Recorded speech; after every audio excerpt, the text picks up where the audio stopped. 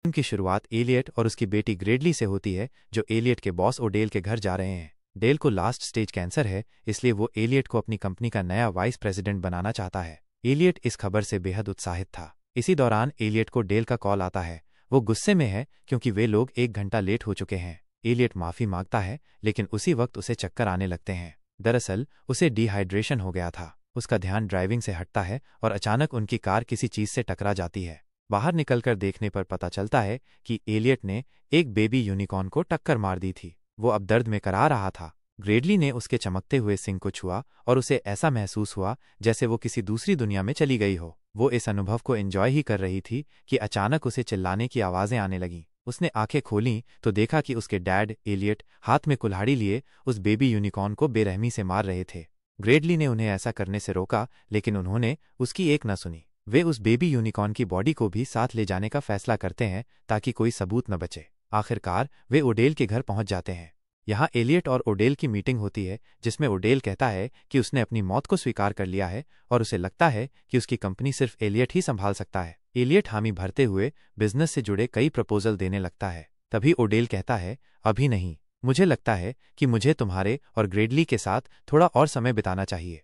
ग्रेडली bathroom में अपना मुंह धोने जाती है और पाती है कि उसके चेहरे की सारी एक्ने गायब हो चुकी हैं, जैसे कभी थी ही नहीं। ये उसी यूनिकॉर्न के खून की वजह से हुआ था जो उसके मुंह पर गिरा था। वो भागकर अपने डैड के पास जाती है और कहती है, डैड, मेरी बात सुनो, कुछ अजीब है, हमें यहाँ से फौरन जाना होगा। लेकिन एलियट मना कर देता है और कहता है, हमें थोड़ी देर और रुकना चाहिए क्योंकि ओडेल हमारे साथ वक्त बिताना चाहता है।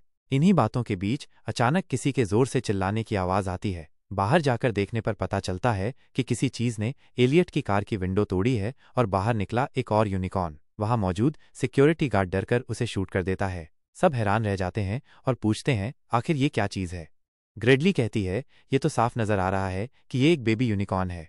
अब एलियट छिपाना ठीक नहीं समझता और ओडेल के सामने कबूल करता है कि ये यूनिकॉर्न उसी की कार से टकराया था। ग्रेडली एलियट को बताती है कि उसका चेहरा अब पूरी तरह ठीक हो गया है। एलियट को याद आता है कि उसे भी गाड़ी में बहुत ज्यादा डिहाइड्रेशन हो रहा था, लेकिन यूनिकॉर्न के खून के गिरते ही वो ठीक हो गया था। उसे ये भी याद आता है कि जब वो ओडेल को पेपर्स दिखा रहा था तो उसकी नज़र भी अचानक से ठीक हो गई थी।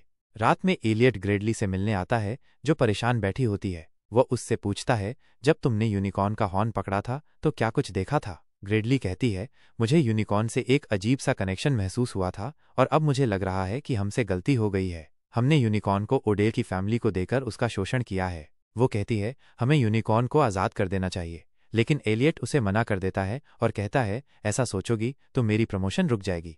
ग्रेडली अपनी माँ की एक पेंटिंग के पीछे यूनिकॉर्न जैसी ही एक डिटेल देखती है और यूनिकॉर्न की हिस्ट्री को खोजने लगती है। जांच के दौरान ग्रेडली और एलियट को मेडिकल टेस्ट के लिए ले जाया जाता है क्योंकि उनके शरीर पर यूनिकॉर्न का खून लगा था। डॉक्टरों और वैज्ञानिकों की टीम ये देखना चाहती थी कि क्या यूनिकॉर्न के खून से उनके शरीर में कोई बदलाव आया है।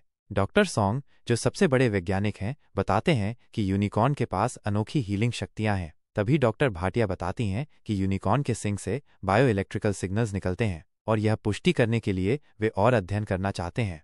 ओडेल और उनका बेटा अनुमति दे देते हैं। एक प्रयोग किया जाता है पहले ओडेल पर, क्योंकि वो वैसे भी अंतिम अवस्था में था। सब चौंक जाते हैं जब कुछ घंटों में ही उसका कैंसर पूरी तरह ठीक हो जाता है। ओडेल एलियट को धन्यवाद देता है और उसे अपना बिजनेस पार्टनर घोषित करता है, लेकिन ग्रेडली अब भी असहज है। वो यूनिकॉर्न की हिस्ट्री में खोई हुई है। वो सबके सामने एक स्पीच देती है।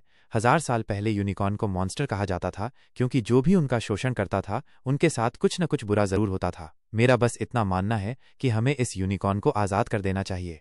लेकिन सब मिलकर उसे ही गलत ठहराने लगते हैं। ओडेल तो एलियट को घूरते हुए कहता है, देखो तुम्हारी बेटी क्या कह रही है।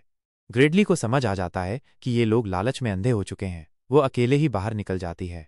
उसी वक्त यूनिकॉर्न को हेडक्वार्टर ले जाने के लिए एक टनल तैयार की जाती है, लेकिन जैसे ही उसे ले जाया जाता है, मशीनें सिग्नल पकड़ती हैं कि यूनिकॉर्न के बायो इलेक्ट्रिक सिग्नल्स अचानक बहुत तेज हो गए हैं। पूरे इलाके की लाइट चली जाती है और सभी डिवाइस बंद हो जाती हैं। एलियट टनल के अंदर जांच करने जाता है, जहां वो देखता है कि डॉक्टर सॉन्ग पर यूनिकॉर्न ने हमला कर दिया है। बाहर एक विशाल यूनिकॉर्न हमला कर रहा था। सिक्योरिटी गार्ड्स उस पर गोलियां बरसाना शुरू कर देते हैं। ग्रेडली पर भी हमला हो चुका था। एलियट उसे बचाने भागा और उसे कार में सुरक्षित बैठाने में कामयाब रहा, लेकिन जब यूनिकॉर्न एलियट पर हमला करने वाला था, ग्रेडली चिल्लाती है, डैड भागो, और खुद यूनिकॉर्न का ध्यान भटकाने की कोशिश करती है। जब यूनिकॉर्न ग्रेडली के करीब आता है, वो महसूस करती है कि वो उसे नुकसान नहीं पहुंचाना चाहता। उसके पास आते ही यूनिकॉर्न का हॉर्न चमकने लगता है, लेकिन तभी गार्ड्स गोलियां चला देते हैं, जिससे यूनिकॉर्न को भागना पड़ता है। जमीन पर खून फैला होता है। अब सबको एहसास होता है कि ग्रेडली सच कह रही थी। वो सबसे कहती है, मैंने पहले ही बताया था, लेकिन किसी ने मेरी नहीं सुनी। और यहाँ पर मूवी खत्म होती है।